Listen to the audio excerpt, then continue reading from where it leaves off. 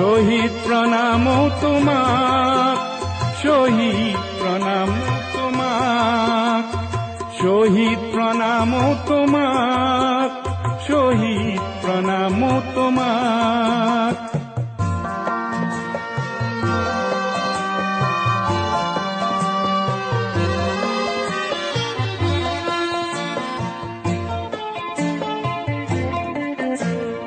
বিংশ শতিকাৰ অষ্টম দশকৰ নতুন পুৰুষ অগণন, জাতিৰ স্বকীয়তা ৰাখিবলে অহিংসাৰে কৰাৰণ।